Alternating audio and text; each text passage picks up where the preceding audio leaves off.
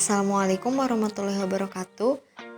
Kami dari kelompok 3 yang beranggotakan saya sendiri yaitu Mira Nurfarida AMDKEP dan dua teman saya Firman Alpala AMDKEP dan M. Azizul J. Silitonga AMDKEP, peserta Latsar CPNS PPSDM Regional Bandung tahun 2021. Pada kesempatan kali ini, kami akan mencoba menjelaskan mengenai Branding Millennial Project.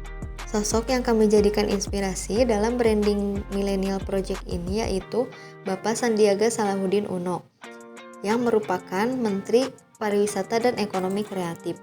Beliau merupakan salah satu tokoh pemimpin yang digemari oleh kalangan milenial. Dengan gaya kepemimpinan yang kekinian, membuat ia dipercaya Presiden Republik Indonesia untuk membangun serta meningkatkan sektor pariwisata dan ekonomi kreatif di Indonesia.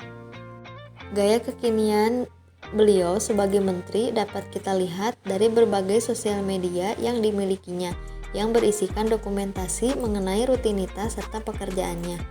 Dapat dikatakan, Pak Sandi Uno merupakan pemimpin yang sangat melek teknologi dan tidak gaptek. Dengan rupa wajah yang rupawan dan gemar berolahraga, membuat jumlah followers yang mengikuti sosial media Pak Sandi Uno menyentuh angka jutaan. Hal ini ia gunakan untuk mempromosikan berbagai karya anak bangsa dan produk lokal dalam negeri. Sehingga resiko perbedaan pendapat yang mungkin terjadi di sosial media beliau sebagai tokoh politik justru dapat dialihkan menjadi bentuk dukungan dari berbagai kalangan masyarakat. Berbekal slogan yang dimilikinya saat ini yaitu dengan kerja 4As, kerja keras, kerja cerdas, kerja tuntas, dan kerja ikhlas, menjadi acuan bagi dirinya dalam kepemimpinannya sebagai seorang menteri. Ia juga ingin menanamkan budaya kerja tersebut kepada kita semua, khususnya para pemuda di Indonesia. Kepemimpinan pada sosok Pak Sandi Uno juga sangat terbuka akan setiap perubahan. Beliau selalu memberikan dukungan pada setiap pelaku ekonomi kreatif dalam negeri. Terbukti baru-baru ini Pak Sandi Uno memberikan dukungan bagi berdirinya klub sepak bola AHPS Pati. Ia memperkenalkan istilah pendekatan pariwisata baru yang disebut sport touris untuk membantu perkembangan serta kemajuan sektor pariwisata dan ekonomi kreatif di daerah Pati dan seluruh Indonesia.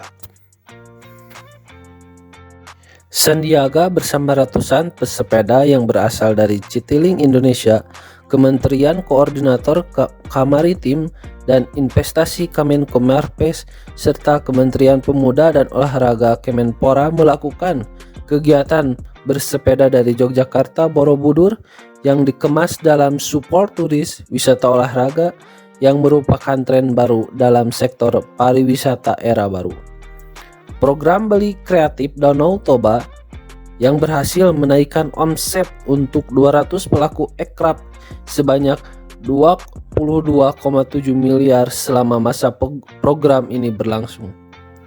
Selain dampak dari peningkatan penjualan, program ini juga berhasil menciptakan adanya penambahan tenaga kerja selama masa program berlangsung dari 200 menjadi 800.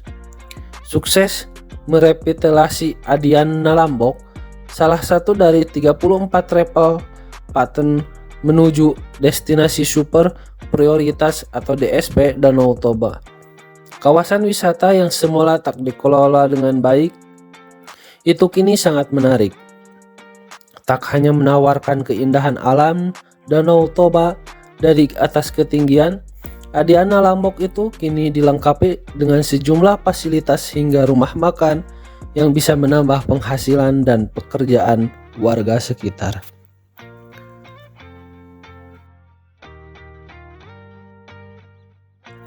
Tidak hanya gaya kepemimpinan milenial, Sandiaga juga merupakan pemimpin yang tegas dan bijaksana. Hal ini dapat dilihat dengan kebijakan beliau untuk menutup semua destinasi dan menunda semua event parekraf di seluruh wilayah Indonesia selama masa pandemi karena data COVID-19 menunjukkan kedaruratan sehingga tak bisa mengambil resiko yang lebih gawat lagi dan harus mengedepankan faktor kesehatan.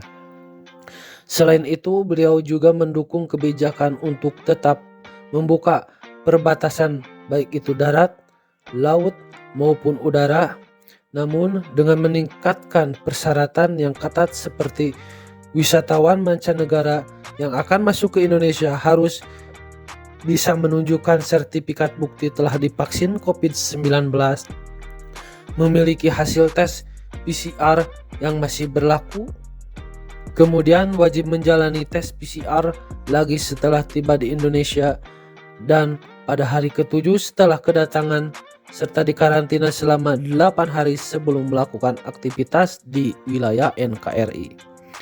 Tidak hanya itu, WNA yang saat ini ada dan bekerja di Indonesia yang sesuai data Kementerian Luar Negeri berjumlah 225.000 orang, menurut Sandiaga juga perlu diberi akses untuk mendapatkan vaksinasi, sebab mereka berkegiatan di wilayah NKRI dan sering melakukan perjalanan wisata domestik di Indonesia.